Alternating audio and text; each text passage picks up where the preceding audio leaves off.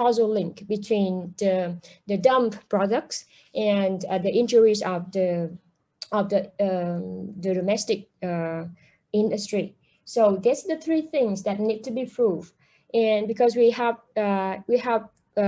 examined the definition of dumping under Article 6 and also Article 2 of IDA. So for the next part, we're going to talk about the two left issues that need to be proved at this step.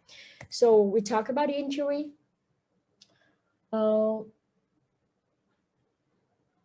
Okay, so in order to impose anti-dumping measures, authorities must determine not only that dumping is occurring, but also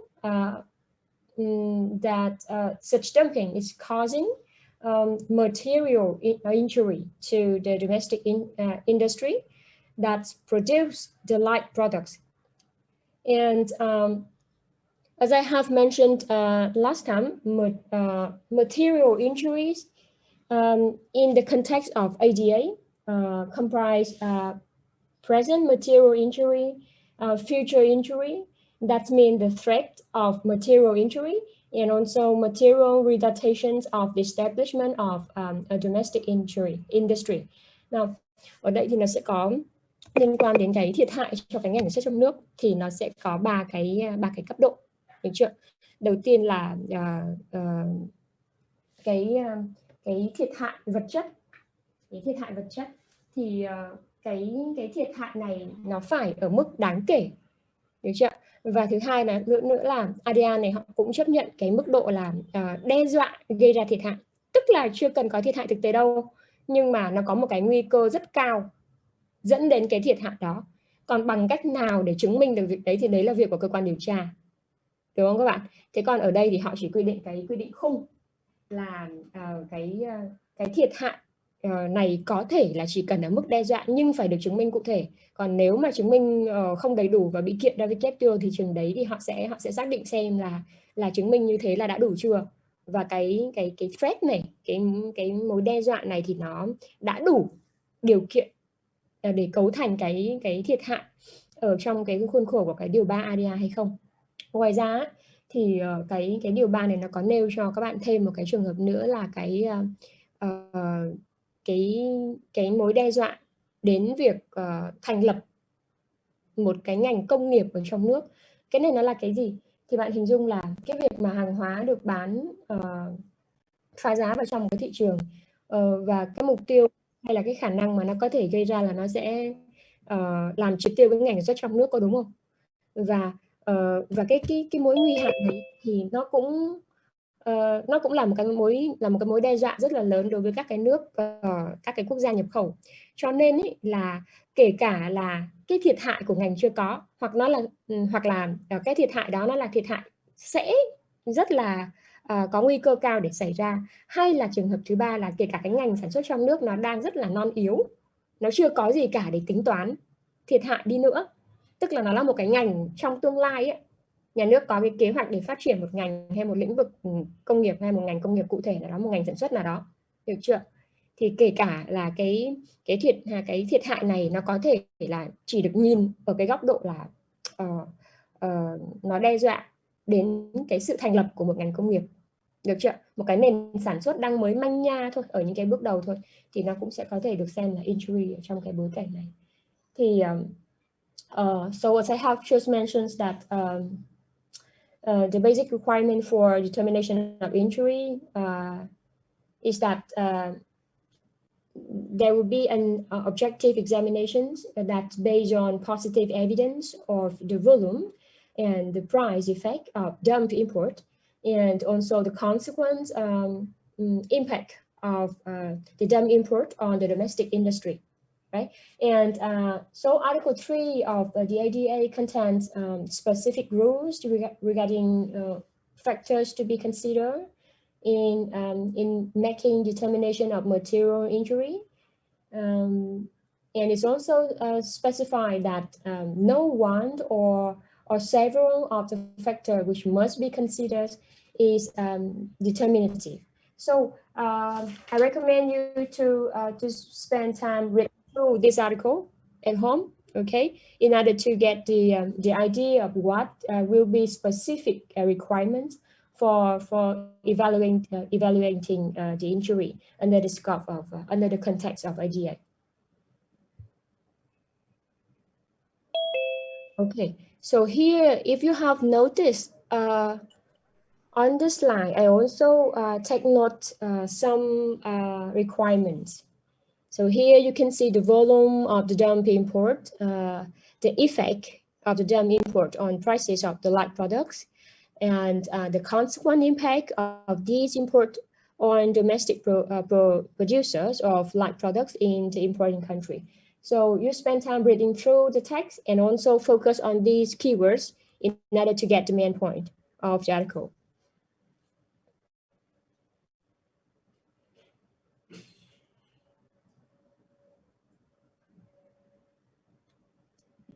Okay, now we move on to the next requirement, the causal link. Now, the causal link is an indispensable requirement under this investigations. Now, the evaluations of imports volumes and prices, and also their impact on the domestic industries is relevant not only for determining whether the domestic industry has in fact suffered material injury, but it will also be indicative of whether the injury has been caused by the dump import or by other factors. So Article 3, Paragraph 5 of the IDA has referred back to Article 3, Paragraph 2 and 4 of this agreement. And also the demonstrations of the causal link must be based on the same, on an examination of all relevant evidences before the authorities.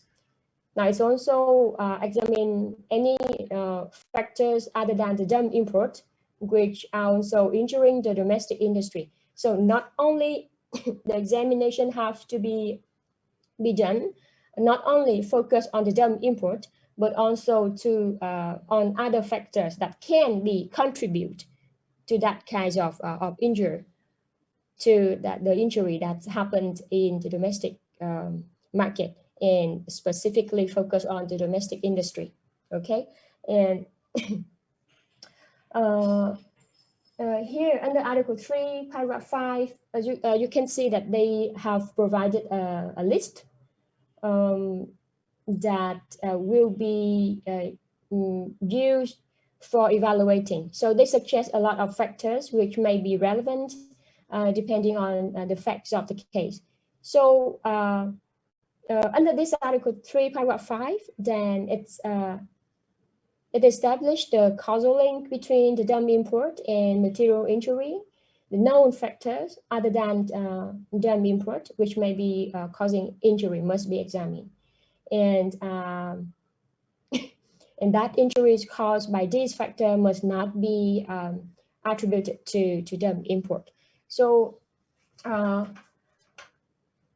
together with Article 2, Article 3 is also important for you to, in order to understand how an importing country may evaluate or may define the injury that happens in the domestic industries, and also the causal link that they need to be proved under these procedures.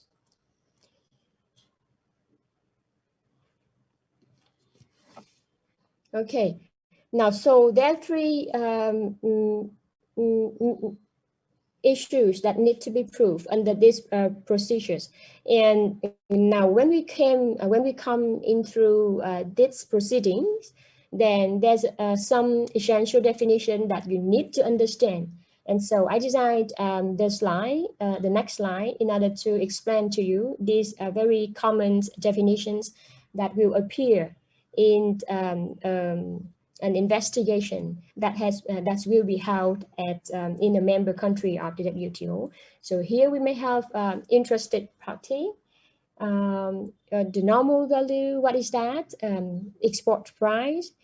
Also, products under considerations or the subject products, the light products, domestic industry, and what is the difference between domestic industry and domestic market, and also the margin of dumping. So here's very common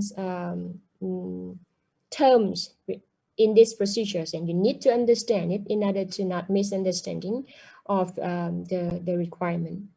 Now we come to the first concept, the interested party. I need you to prepare Article 6 in front of your eyes. Now here, when we talk about interested parties, then we are talking about the parties most directly affected by an anti-dumping investigations. They will be the domestic producer, foreign producers, and exporters, and also their importer. But in this process, the government of the exporting country and the representative trade associations also qualify. Now, sometimes they may have to be involved in these procedures, providing evidences, documents, etc. So as I have listed on the slide, Article 6, paragraph 11 provides that also other domestic or foreign parties may also be included as interested party by the importing country member. So here is all relating to the procedures, and there will be nothing to be so complicated for you to understand. So your work is only focused on reading through text in order to get the idea how they will organize these procedures, okay? And for the interested party, what you have to keep in mind is that they will relating to domestic producers, foreign producers and exporter, and also the importer. So these are the main parties that will be involved into this process.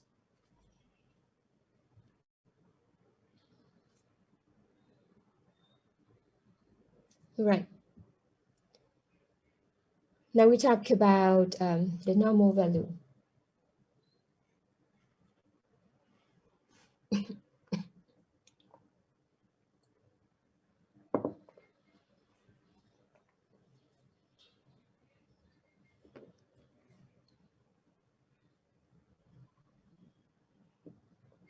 Now we come back. We go back to Article 2, paragraph 1. This article provides that a product is dumped if the export price of the products exported from one country to another is less than the comparable price in the ordinary course of trade for the light products when destined for consumptions in the exporting country. So this is the standard situations. The normal value is the price of the light products in the home market of the exporting country. Okay, this is the very like the ideal situation, the ideal scenario. Now, these definitions suppose that there are in fact domestic sales of the light products, and that such sales are made in the ordinary course of trade. And in this context, it is important to remember that in the first stage, the comparisons are made between identical or, let's say, closely resembling models, and that only later one weighted average dumping margin is calculated per exporter. So in the first stage, each exported model is matched to a domestic model. What exactly the model which I am talking about right now?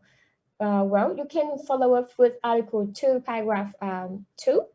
So we will have different here scenario, and this is the model which I have just mentioned. Now, Mình sẽ giải thích bằng tiếng Việt một chút xíu ở chỗ này tụi em không bị confused nhá.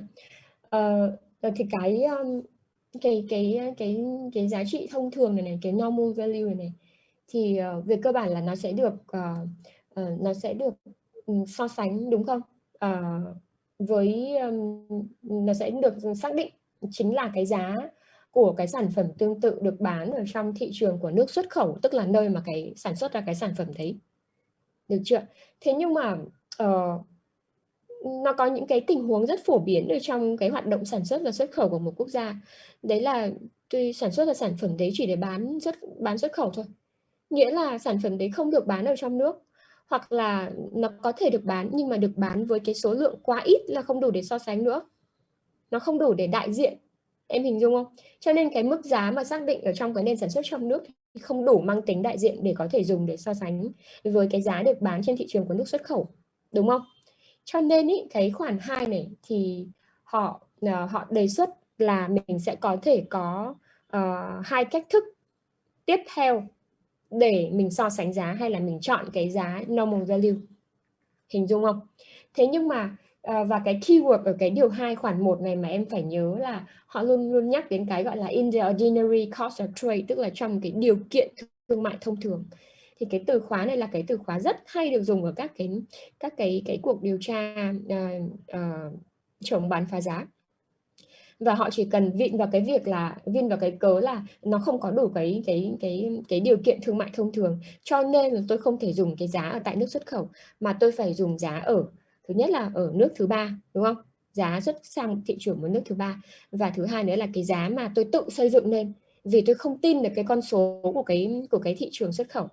Và ở đây thì em sẽ thấy là cái yếu tố của nền, tức là cái yêu cầu về một nền kinh tế thị trường ấy, nó rất là quan trọng ở trong cái bối cảnh này. Và nếu mà một cái quốc gia bị xác định, ví dụ như Việt Nam, thậm chí là đến tận thời điểm bây giờ mình vẫn bị xác định là nước có nền kinh tế phi thị trường. Phi thị trường nghĩa là như nào? Là mọi thứ ở trong cái nền kinh tế và cái sự vận hành của nền kinh tế đấy thì nó bị chi phối bởi khá nhiều các cái bàn tay của cơ quan quản lý, của chính phủ. Ví dụ như là giá cho thuê đất tôi quyết định này, chứ nó không để thị trường quyết định. Ví dụ như là cái mức trần của lãi suất ngân hàng cũng do những ngân hàng nhà nước quyết định, ví dụ như vậy.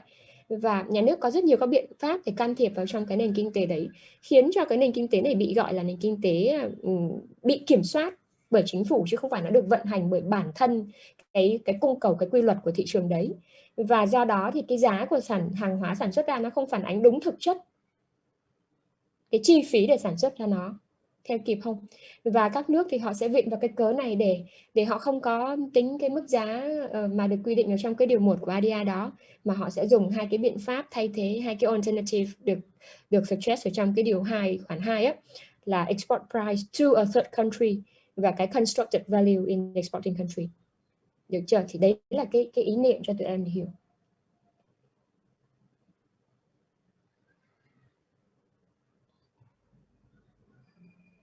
Okay, now, so in case domestic price is not available, then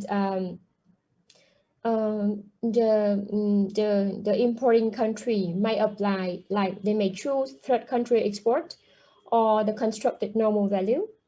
And as you can see on Article 2, Paragraph 2, then, for example, when there are no sales of the like products in the ordinary course of trade in the domestic market of the exporting country, or when because of the particular market situations, or like in case for the low volume of sales in the domestic market of the exporting country, then such sales do not permit, let's say, a proper comparison. So the dumping margin shall be determined by comparison with a comparable price of the like products when exported to an appropriate third country, provided that the price is representative, or with the cost of production in the country of origin, plus, for example, reasonable amount of administrative, selling, and general costs, and also for profit. So this paragraph provide different situations And it also provides different alternative methods for calculating normal value in different cases. And because both the first option or the second options lead to negative effect of dumping machines. And normally the method number 2 is normally more restrictive. So the method number 1 has been used much more popular than the second. And so for the export price for third country, normally it can be understood as they will use a comparable price of the like products when it has been exported to an appropriate third country. And normally both the first or the second options lead to a very negative effect to the machine of dumping. What exactly is the machine of dumping? We'll talk about that later.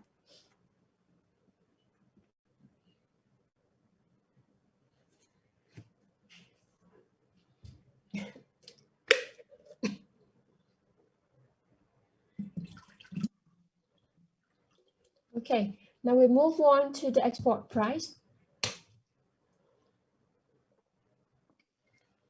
If you have noticed, then there's no definitions of the export price under the IDA, but it's normally understood to be the price that has been paid for the export products. Okay, and so according to Article 2, Paragraph 1, the export price is the price at which the product is exported from one country to another. In other words, it is the transactions price at which the product is sold by a producer or an exporter in the exporting country to an importer in the importing country. Okay, and so how can they clarify, or how can they find out such kinds of price? And so this price is normally normally indicated in the export documentations. For example, that it will be written in the commercial invoice, the bill of lading, and the letter of credit. So these are all documents that has been signed, has been agreed and signed between the seller and the buyer. Okay, and so this price will be written under these kinds of documents. But well, in fact, in the real life, the export price may not be reliable because in case where the exporter and the importer are related, so they have like they have close relationship, they work with each other under a lot of transactions, and now they have they want to cut down the price so that they can cut down the tariff, let's say the imported tariff, etc. And so they may agree in that to write down a very low price on the contract, right? And so in such case, Article 2, Paragraph 3 provides that the export price then may be constructed on the basis of the price at which the imported products are first resold to an independent buyer. Tụi em theo kịp chỗ này không? Okay, it's not so complicated right here. So I hope that you all get the point that normally the export price can be defined under the commercial invoice. Okay, but in case that the investigator they don't trust that kind of price, then they can calculate themselves the export price based on the price of that product when it has been resold for the first time on the market. Okay.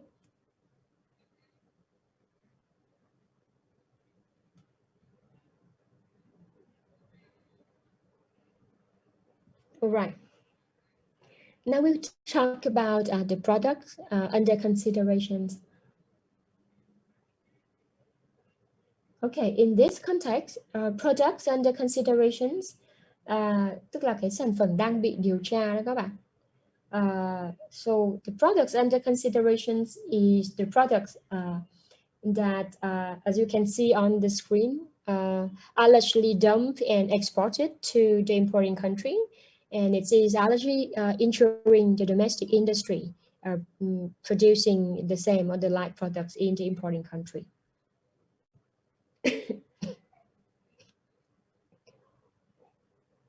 Right, so right here we have to see a very similar term. It is we're familiar with this one, the term like products, and it's also the case for us to find out, is there any difference between like products under the ADA with like products under GATT Article 1 and Article 3 that we have learned before.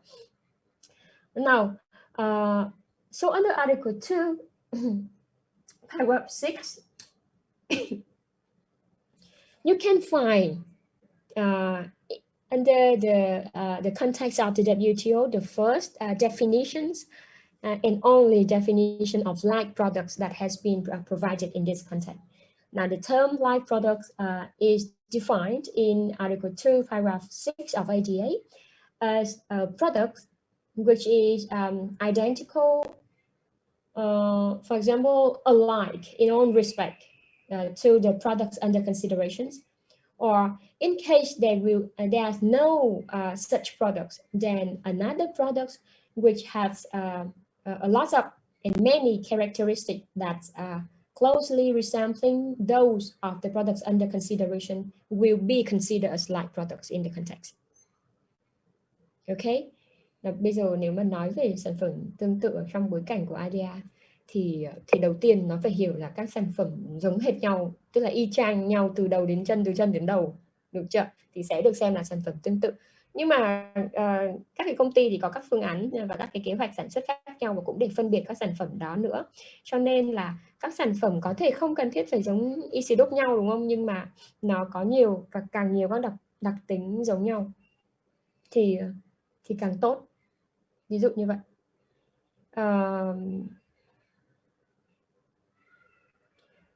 Thường thì các cái sản phẩm tương tự như là mình đã được học trong các cái case ở trên lớp rồi các bạn, thì nó sẽ được xếp vào nhóm, ví dụ như là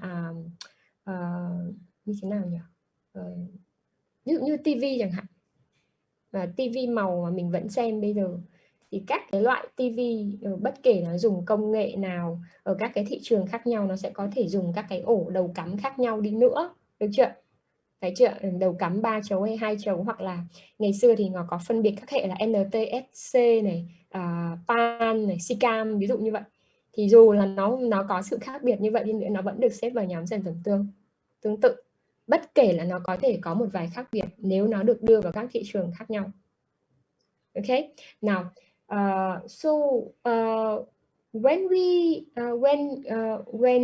the investigator come to analyze or come to the examinations whether the imported products and the domestic products are like, then as we have the knowledge that under the WTO, like products can be defined by comparing, let's say, the raw material use, the manufacturing process, like in the case of Spain, unroasted coffee. I hope you all remember. So they also depend or check the tariff classification or the HS code, right? Or they also examine the consumer preference and the end use of the products, and also the qualities of them. Okay, so these are all factors can be used in different circumstances in order to define whether those are like products or not. Okay, and because we talk about like products a lot in seminar 2 already, so I think that we don't need to spend much more time to talk about that in this seminar. Right here. Now we talk about the domestic industry. And when we talk about the domestic industry, I need you to focus on Article 4. I forget to put on the article right on this slide. Now I need you to have Article 4 in front of your eyes.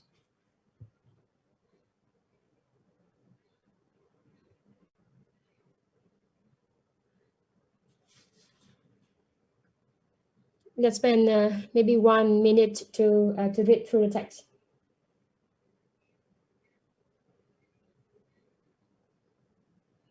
Focus on paragraph 1 of Article 4, please.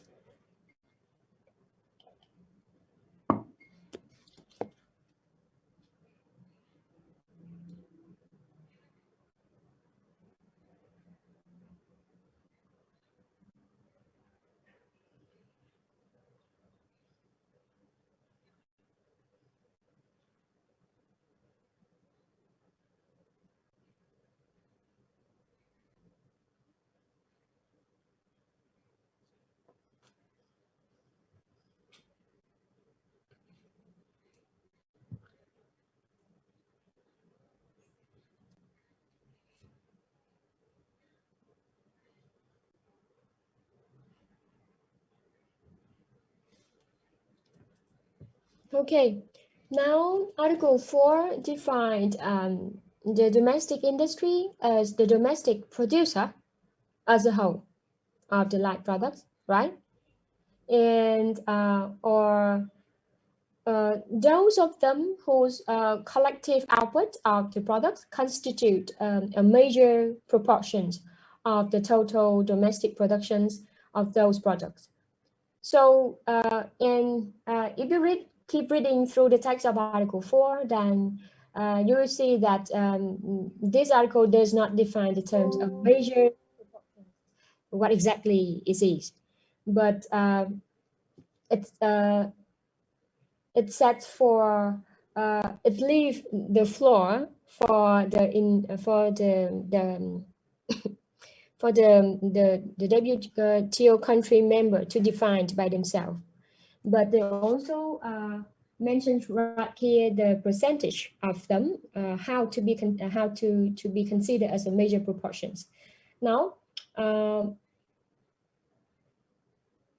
so why we have to determine the domestic industry in this context? It is because domestic industry will be very vital for concerning the two following problems. The first one is who may have the right to fill the claim.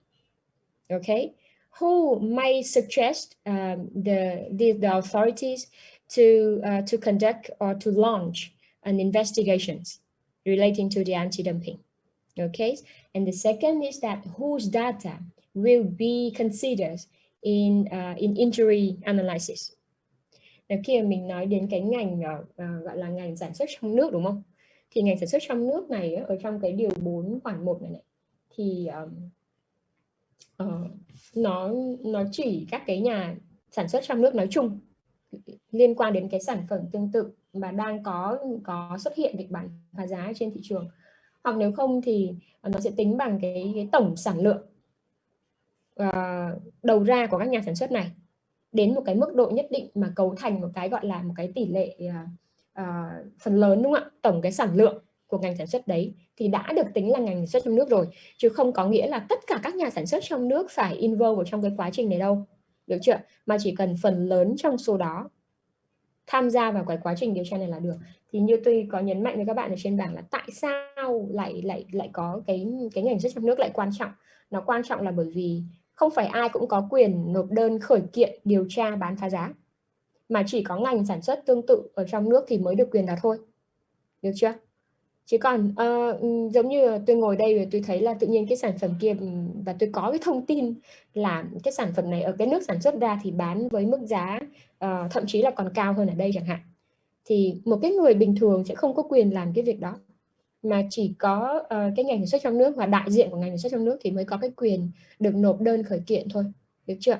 Và đây tôi cũng phải giải thích với bạn luôn là bạn nghe thấy đơn khởi kiện này thì bạn sẽ nghĩ đến, rồi bạn sẽ nghe thấy các cái từ là cơ quan điều tra vân vân và vân vân, nãy giờ tôi nhắc đến rất nhiều lần, hoặc là cái cuộc điều tra chống bán phá giá.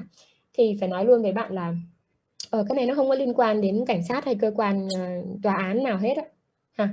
Nó cũng không có liên quan đến cơ quan điều tra giống như là ở trong cái hệ thống trong nước của mình, mà cái cơ quan sẽ tiến hành điều tra cái việc này nó sẽ là các cơ quan thương mại, nó sẽ có thể trực thuộc Bộ Thương mại, ví dụ như vậy, ví dụ như DOC của Hoa Kỳ chẳng hạn. Này thì các cái cơ quan này sẽ được giao hay là sẽ được phân phụ trách cái việc điều tra hoặc là tiếp nhận cái đơn khởi kiện trong trường hợp mà có xuất hiện cái hiện tượng bán phá giá, hoặc kể cả là cái hiện tượng trợ cấp, hay là trong trường hợp mình áp dụng cái biện pháp safeguard mà mình sẽ học tiếp theo sau đây. Được chưa? Thì nhớ phân biệt dùm tôi là cái cuộc điều tra này nó không phải là cuộc điều tra mang tính tư pháp đâu, mà nó mang tính hành chính nhiều hơn.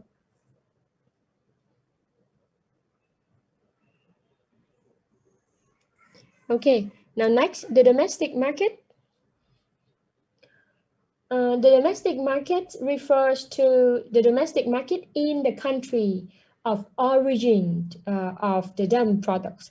Or in other words, the domestic markets mean the market of the exporting country, but not the imported country. Bạn theo kịp không?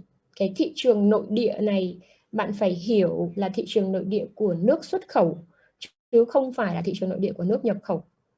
Nha các bạn. Tại sao? Tại vì cái domestic market này thì nó sẽ dùng để so sánh cái giá ở trong thị trường này. Theo kịp không? Ok ha. Right. Okay, move on. The margin of dumping.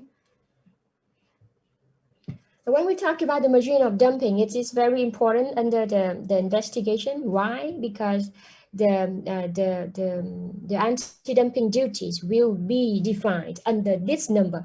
Okay, and so the margin of dumping is the amount resulted by comparing the export price and normal value, and it will be expressed either in percentage terms or as a specific amount.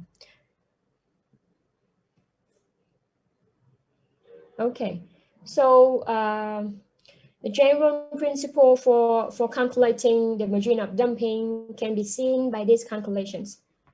Now, so we have the normal value minus export price. This number will be divided to the export price, multiply with 100, and then we're gonna have the margin of dumping. Okay, and based on this number, the anti-dumping duty will be defined and will be applied. So these are all very general definitions and general terms that you need to understand when we talk about an anti-dumping investigation procedures. Okay, and now we move on to procedural aspect of an anti-dumping investigations. Nãy giờ thì mình đã nói và mình đã tiếp cận các cái khái niệm rất là cơ bản về cái thủ tục điều tra bán phá giá trong khuôn khổ WTO, và bây giờ thì mình sẽ đi đến các cái bước điều tra này. Và cái phần này thì phải nói với bạn là những cái thủ tục ở trong này ấy, thì nó được hướng dẫn, được chưa, và bởi Tổ chức Thương mại Thế giới, và các cái nước thành viên WTO thì họ sẽ phải tự xây dựng cho mình một cái thủ tục điều tra riêng. Và tóm lại là mỗi nước thì họ sẽ có một cái thủ tục riêng, nhưng mà nhìn chung thì nó sẽ đi theo cái frame mà bạn sẽ thấy tôi trình bày ở trên cái bảng này. Được chưa? Và tôi cũng có hướng dẫn bạn một cách dễ dàng hơn bằng việc chỉ ra là mỗi cái điều khoản này thì nó đi theo cái trình tự thủ tục nhất định. Ok. Nào bây giờ trong cái thủ tục này thì tôi sẽ hướng dẫn bạn từng cái mốc tham chiếu mà một cái thủ tục điều tra.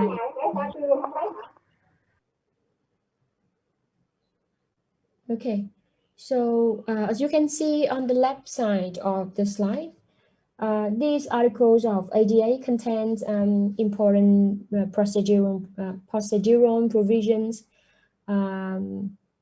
that may be conducted by the WTO member. I need you to focus on the slide and follow with me throughout this procedures. The first article of 5, paragraph 2 of IDA, it had, as you can see, then an anti-dumping case normally starts with the official submissions of a written complaint by the domestic industry to the importing member authorities. and such applications have to include the requirements that has been set under this Article 5, Paragraph 2, that it have to include the let's say the evidence of on dumping, the injury and the causal link between the two, and also other let's say evidence and the documents that has been proved for such kinds of applications. Okay, now Article 5, Paragraph 3 impose the obligations on the importing member authorities to examine before initiations the accuracy of the adequacy of the evidence in the applications. Okay, but as you can also see in Article 5, Paragraph 3 that it does not provide any details on the natures of these examinations. So it is also very difficult for the panels to judge whether importing member authorities have complied with this article or not. Okay, so so here, when the importing member authorities receive such kinds of applications, they must determine, as I have mentioned earlier, before initiations on the basis of an examination of the degree of support or for opposition to the applications expressed by domestic producer of the like product, that the application has been made by or on behalf of the domestic industry. Now, as you can see on the slide, an application is made by or on behalf of the domestic industry of the importing member if it is supported by those domestic producers whose I need you to focus right now on paragraph 4, okay? I need you to be with me because it's a little bit tricky right here.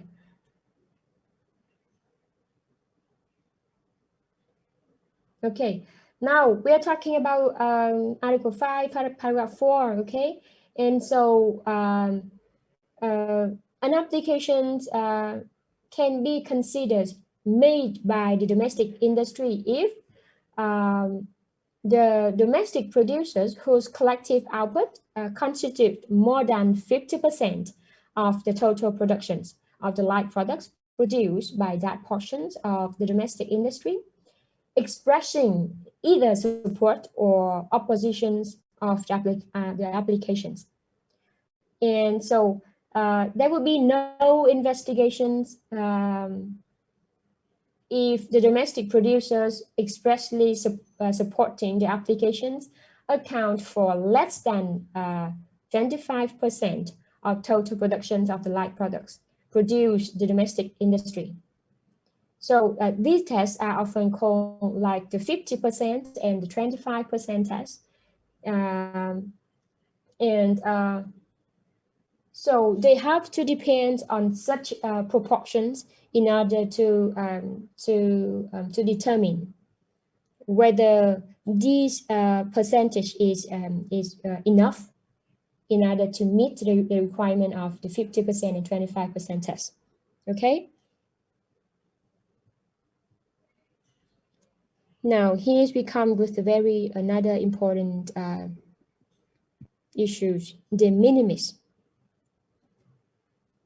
Now we move to paragraph 8 of Article 5. Paragraph 8. Now I need you to read through this paragraph and then I come with further explanations.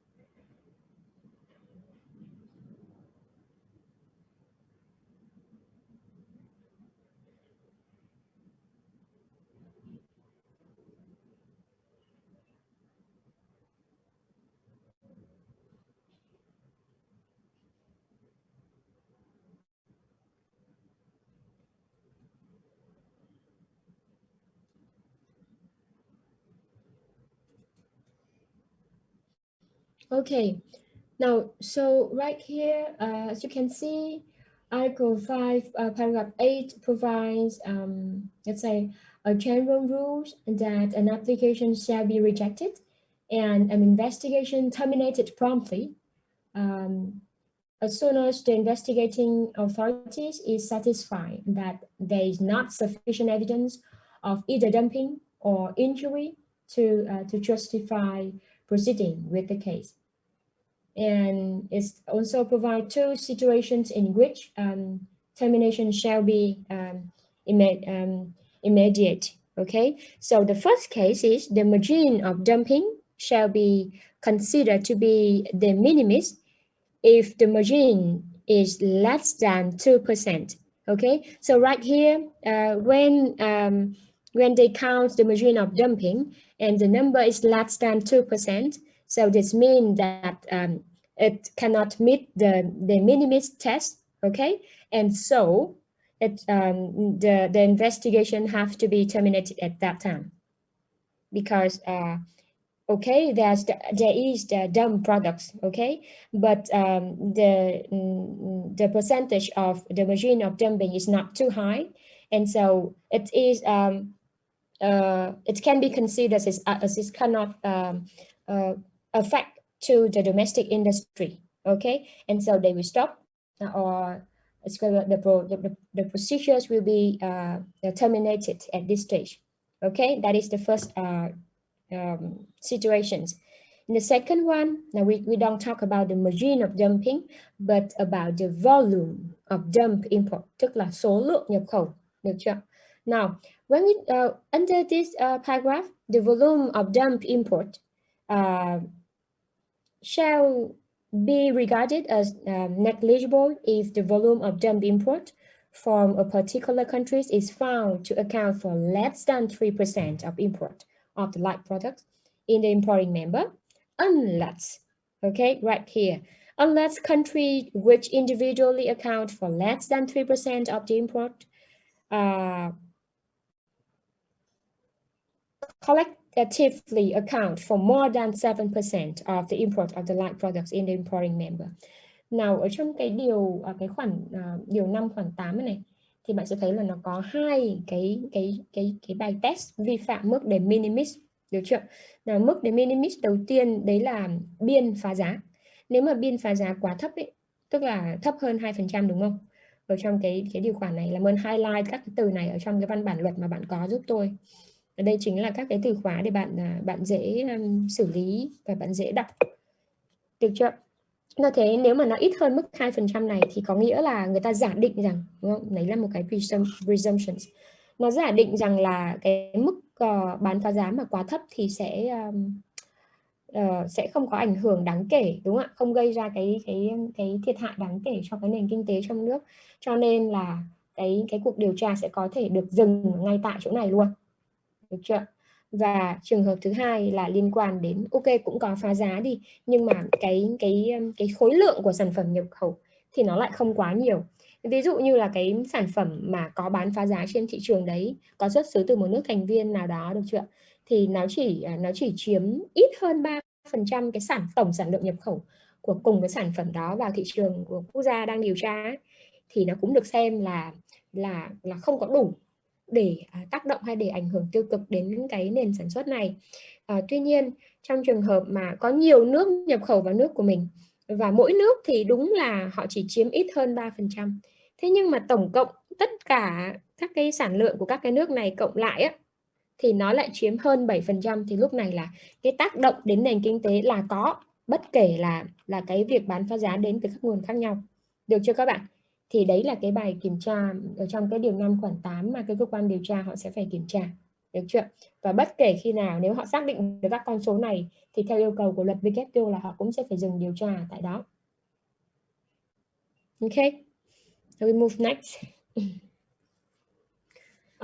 Provisional measures. This has been provided under Article 7. Article 7.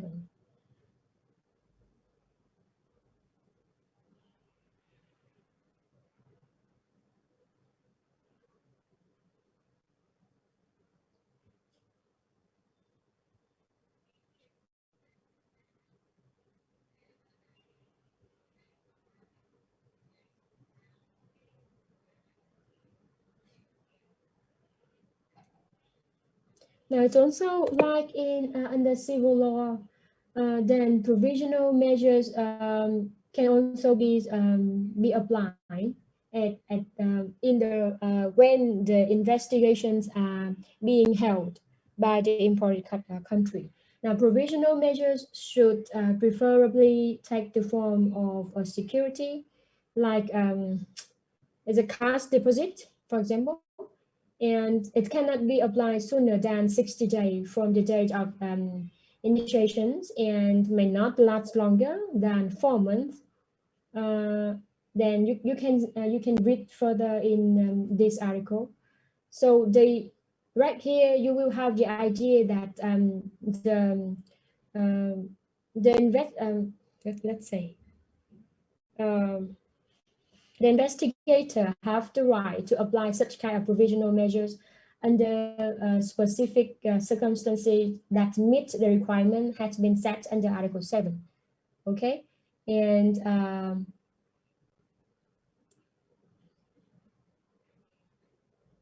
here in these procedures, there's another things that you also need to keep in mind.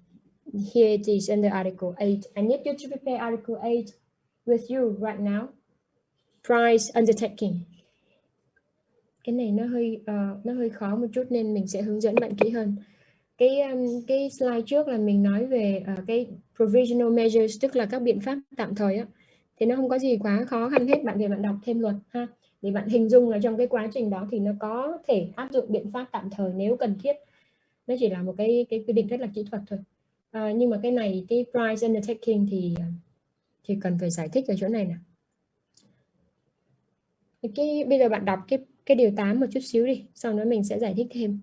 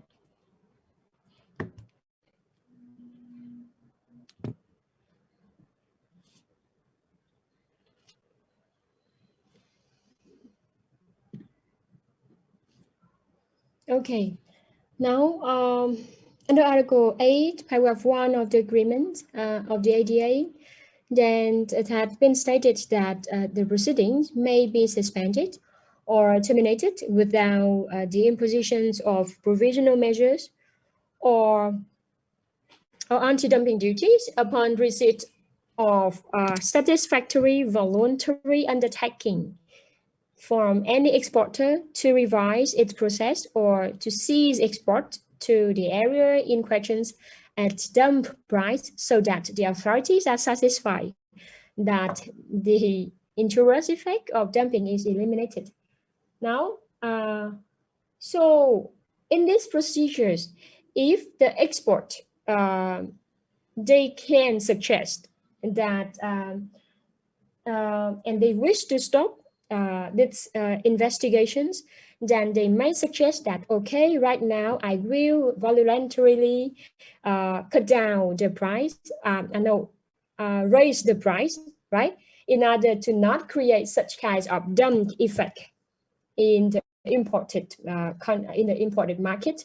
Then this kinds of price undertaking can be accepted. Okay. Cái này gọi là cái gì nhỉ? Cam kết về giá. Nào trong cái quá trình điều tra thì bạn sẽ thấy là cái nhà xuất khẩu ấy, tức là cái nhà xuất khẩu đang bị điều tra cái sản phẩm là có bán phá giá ấy, thì họ sẽ có thể tự nguyện đề xuất là tăng cái giá của sản phẩm lên, được không? Giá đang được bán với mức giá quá thấp cho nên bị hiểu là phá giá, đúng không?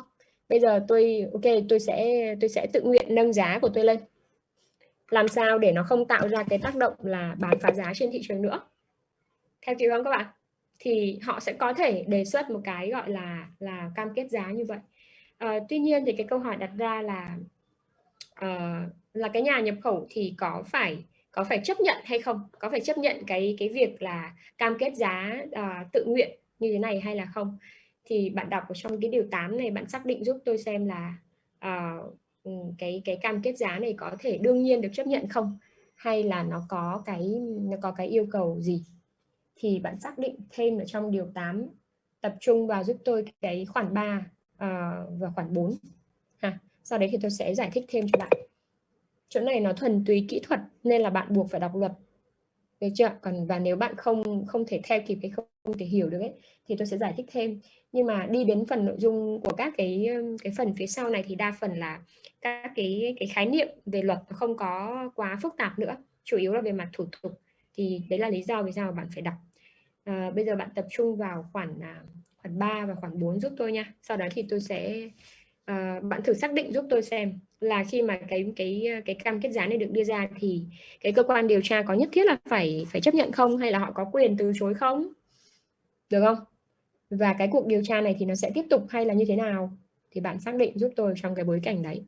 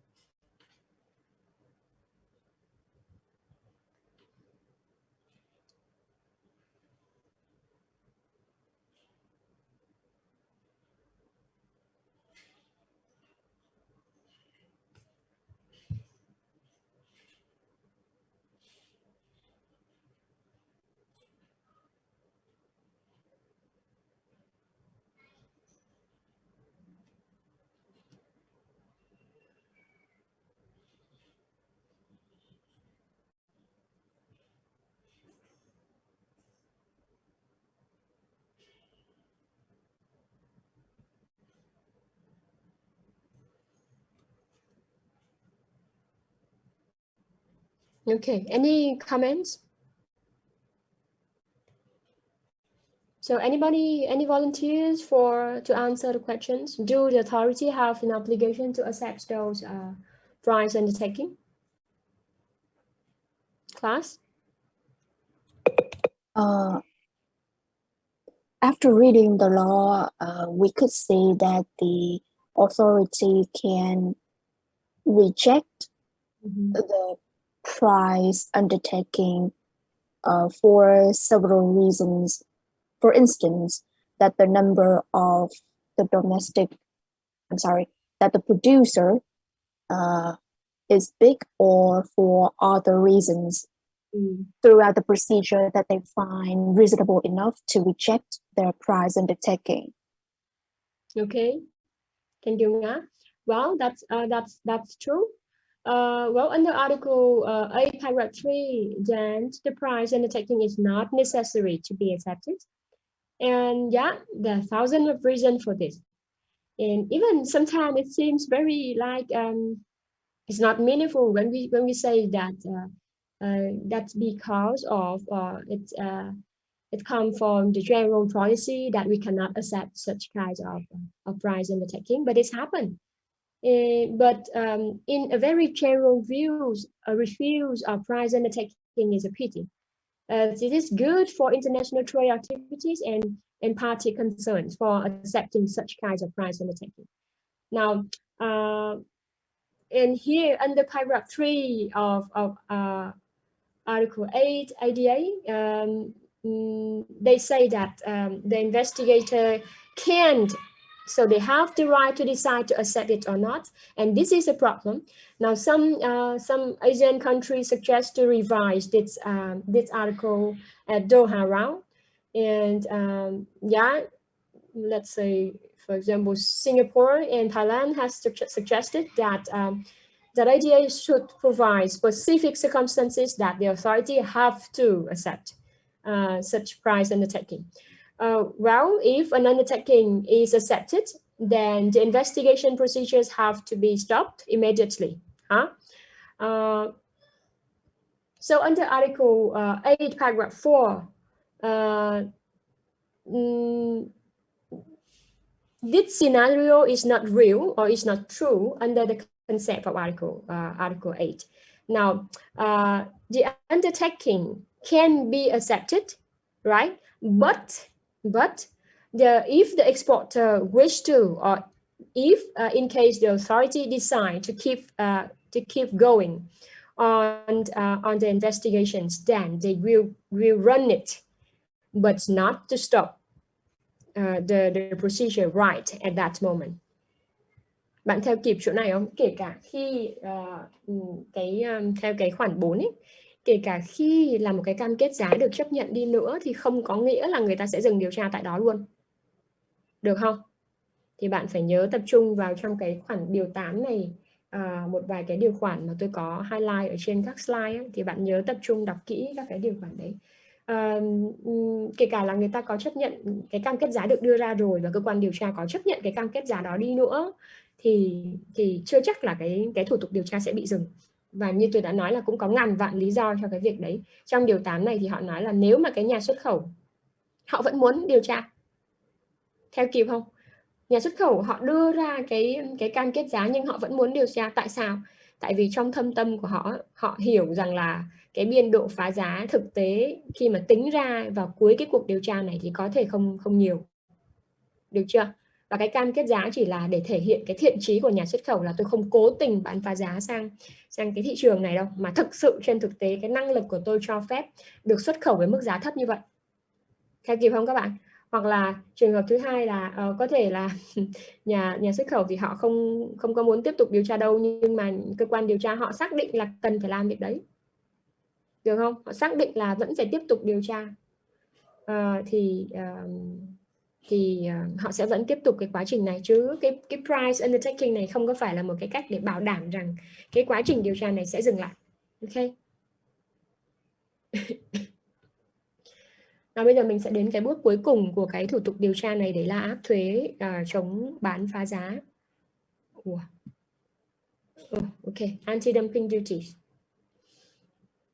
Now I need you to read through Article 9 for a few minutes. Focus on paragraph 1, 2, 3.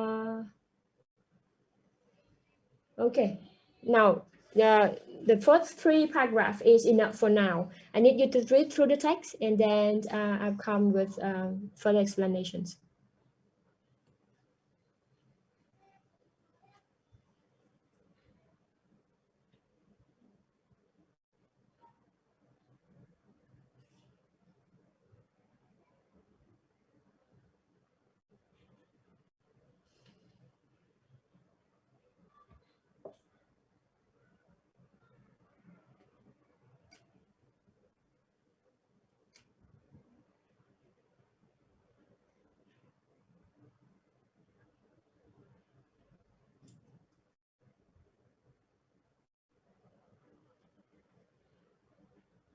Okay, now if an anti-dumping duty is imposed, it must be collected on a non-discriminatory basis, right? And and it will be collected on import of the products from own sources found to be injuriously dumped, right? And Article 9, paragraph 4 also, yeah, I forget to add this paragraph in the requirement of reading.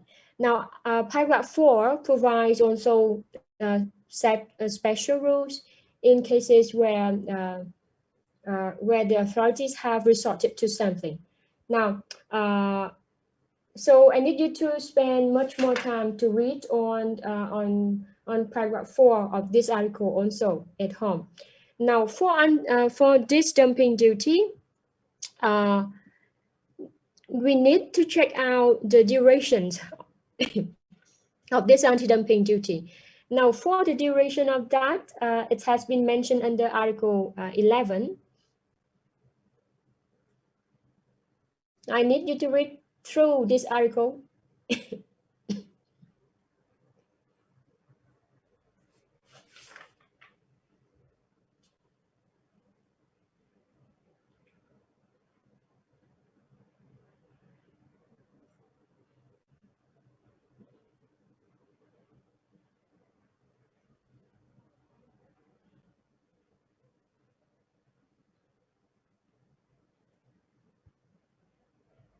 Okay, so here's the rules. Article 11, paragraph 3 suggests that any anti-dumping duty shall be terminated on date no later than 5 years from its positions, right? Or from the date of the most recent review. And it has to be reviewed upon request after a reasonable period or at own initiative of the authorities. Now here, because Article 11 mentions the time that the final duty or the anti-dumping duties have to be stopped based on the review requirements, and so yeah, I have to explain a little bit to you all about the reviews of anti-dumping duties. Well, the ADA recognized two types of reviews of anti-dumping measures. First, Article 9, paragraph 5 requires importing member authorities to carry out reviews requested by newcomer. For example, the producers which is not export during the original investigation period and which will normally be subject to the residual duties. And so in such case, those producers the newcomer or new producers, new importer can have right to ask for a review in order to calculate themselves the margin of dumping and in order to apply the anti-dumping duty.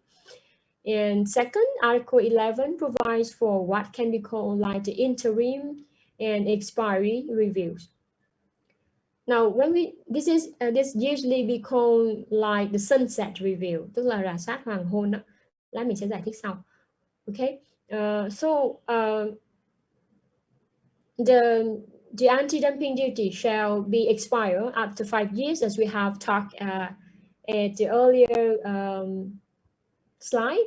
So, but if the domestic industries ask for a review within a reasonable period of time preceding the expiry, arguing that the expiry of the duty could be likely to lead to continuations or recurrence of dumping and injury. So during the 5-year period, interested party may request the authorities to examine whether the continued imposition of the duty is necessary to offset the dumping, or whether the injury should be likely to continue or recur if the duty was removed or vary, or both. So in both cases, the measures may stay in force pending the outcome of the review. Bây giờ mình sẽ giải thích chút xíu về cái thời hạn áp dụng và cái việc xem xét lại cái review, tức là cái việc xem xét lại cái mức thuế chống bán phá giá. Thì về cơ bản là các bạn sẽ thấy ở trong cái điều 9 này, thì cái thời hạn để áp thuế chống bán phá giá là 5 năm đúng không? Thế nhưng mà cái điều 9 này họ cũng nêu cho các bạn cái thời gian mà cái cơ quan điều tra họ phải rà soát lại. Cái từ review đấy có nghĩa là rà soát lại. Thực ra thì trên thực tế là cái việc áp thuế chống bán phá giá nó rất là khắc nghiệt đối với cái hàng hóa nhập khẩu. Vì lý do đó mà và mỗi năm thì thường là các cái nhà nhập khẩu người ta sẽ yêu cầu được điều tra lại, được chưa, để xem là bây giờ thì có còn bán phá giá không, cái hành vi phá giá có còn không, năm nay cái mức giá của tôi tăng lên rồi đó, thì có còn xảy ra cái hiệu ứng là gây tổn hại cho nền kinh tế trong nước không. Và nếu như tất cả các yếu tố này nó đã bị xê dịch rồi, nó đã được thay đổi rồi, thì cái mức thuế chống bán phá giá phải được điều chỉnh tương ứng với những thay đổi đó. Theo kịp không các bạn? Bạn hình dung là ví dụ như thuế chống bán phá giá mà họ áp đến 7-80% và họ áp trong vòng 1 năm như vậy thì về cơ bản là hàng hóa của mình không thể trụ lại nổi trong cái thị trường đấy. Cho nên là cái quá trình 5 năm này thì giống như là nó đá văng mình khỏi một cái thị trường nhất định luôn. Theo kiểu không ạ? Cho nên là mỗi năm sẽ phải review, và vào cái cuối cái thời hạn 5 năm này thì nó sẽ là một cái cuộc review serious hơn, nó nghiêm trọng hơn, tổng quát hơn. Và cái cuộc kỳ rà soát mà người ta gọi là rà soát hoàng hôn đó, hay là sunset review này thì nó sẽ phải quy mô và nó kỹ y chang như gần giống như là cái cuộc rà soát cái cuộc điều tra đầu tiên đó, để mà đưa ra cái quyết định áp thuế chống bán phá giá. Thì cái câu hỏi mà duy nhất tôi đặt ra cho bạn ở đây và bạn phải về nhà để tự trả lời, đó là bạn xác định dùm cho tôi xem là thời gian lâu nhất hay cái thời hạn lâu nhất mà một cái quốc gia họ áp thuế chống bán phá giá là bao lâu, trên cơ sở cái điều 5 và điều 11 mà bạn đọc ha. Cái điều 9 chứ, tôi nói nhầm, cái điều 9 và điều 11 ấy. Bạn về nhà đọc kỹ cái điều 9 và điều 11 này, trả lời dùm cho tôi cái câu hỏi là theo bạn đọc cái điều luật như vậy và bạn hiểu thì cái thời hạn lâu nhất là thuế chống bán phá giá được áp dụng là bao lâu. Ok. Nào, về tất cả các phần còn lại đến đây là cái nội dung chính của cái bài rồi. Các cái slide mà bạn có thấy tôi đưa extra thêm về cái non-market economy này kia, hoặc là về cái vụ catfish thì mình sẽ không có thêm thời gian để nói ở trên lớp đâu. Cho nên là bạn dựa trên các cái slide này, nếu bạn hứng thú hay bạn quan tâm đến nội dung này thì bạn đọc thêm thôi.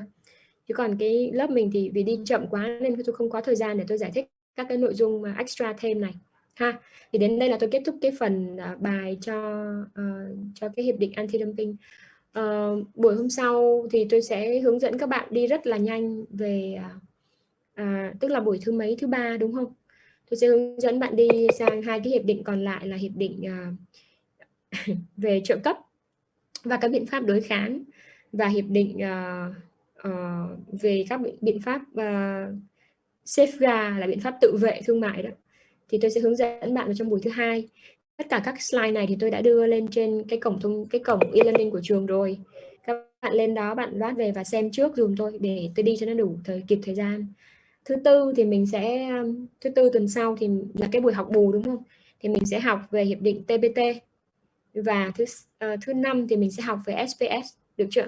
Nói chung là trong tuần sau, trong vòng 1 tuần mà bạn sẽ đi một lúc 4 cái hiệp định, cho nên tôi biết là nó sẽ rất khó khăn với bạn, cho nên là bạn chịu khó ở nhà đọc trước điều luật ha, đọc trước luật trước để hình dung về nó, để đến khi mà cô nói tới thì bạn sẽ biết là cô đang nói cái gì.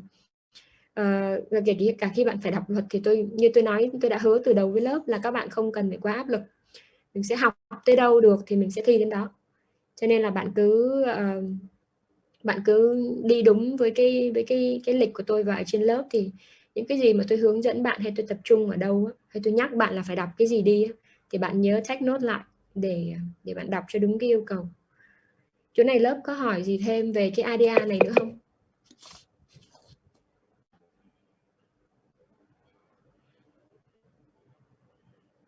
Lớp ơi.